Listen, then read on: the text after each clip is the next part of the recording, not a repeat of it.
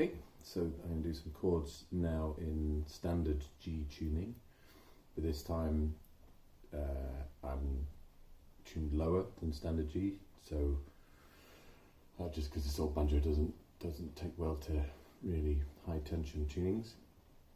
And I've got 9 strings on it, so it's better in a lower tuning.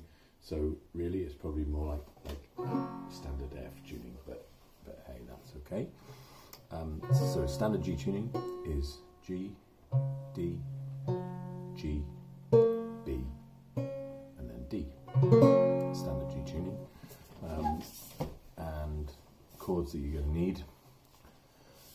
First of all, it's an open major chord, so that's G major.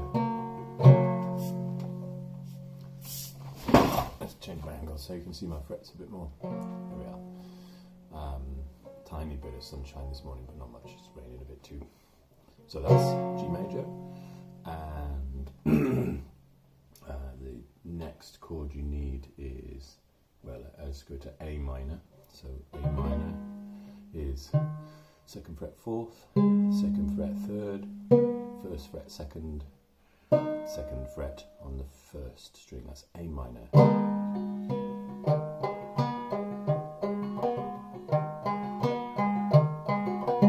And then B minor is the same but slid up 2 frets. So 4th fret, 4th fret, 3rd fret, 4th fret, from the 4th up. And there the 5th string sounds reasonably okay with that. Then you're on a C chord, and a C chord is 2nd fret 4th, and then open 3rd, 1st fret 3rd, 2nd string, sorry, and 2nd fret on the 1st string.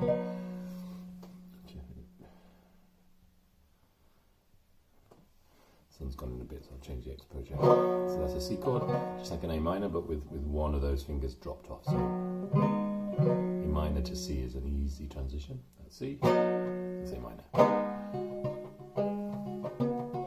Okay, so from C we go to D, which is open 4th string, 2nd fret 3rd string here, and then 3rd fret 2nd string, and open 1st string. D major.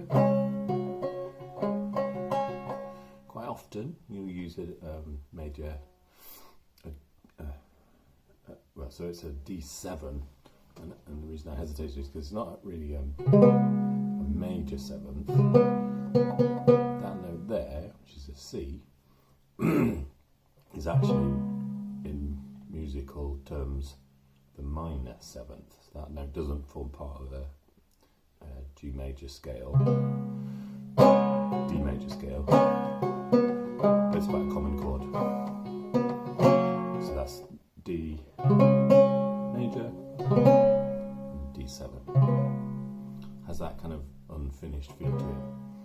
Often after a D7 chord, you go straight back to the G, and it sounds finished. So that's all fine. Then we're going on to E minor. This is the relative minor in the key of G major. 2nd fret on the 4th string, 2nd fret on the 1st string. That's it.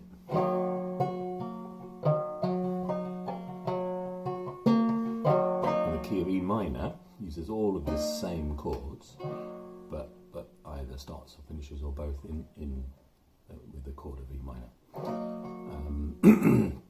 So when you see the little sharps and flats at the start of a musical bit of notation, if there's a single sharp, then you know that you're in G or E minor. It could be either.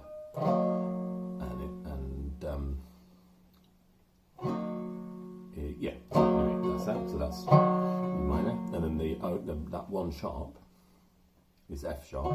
It's the only sharp in the G major scale, or the E minor scale for that matter. And where we go to next is F sharp minor. And that's the same as E minor, but slid up by 2 frets. And I put my first finger across So we have the 4th fret on the 1st string, the high string, 2nd fret on the 2nd and 3rd strings, and the 4th fret on the 4th string. Now on this chord, that 5th string sounds a little bit cruddy, a little bit dissonant. Now you might like that and it might work for what you're doing.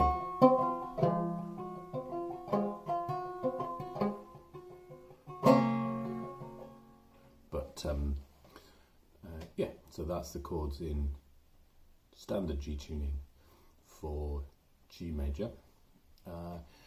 Adding those 7th notes like we did with the D7, so that was D and that's D7. You can do that for G. Sometimes this works in kind of bluesy songs, and you just add one finger onto the 1st string, and that becomes G7, and you can do it in C, so that's a C chord, 2nd fret, open, 1st fret, 2nd fret, by putting your pinky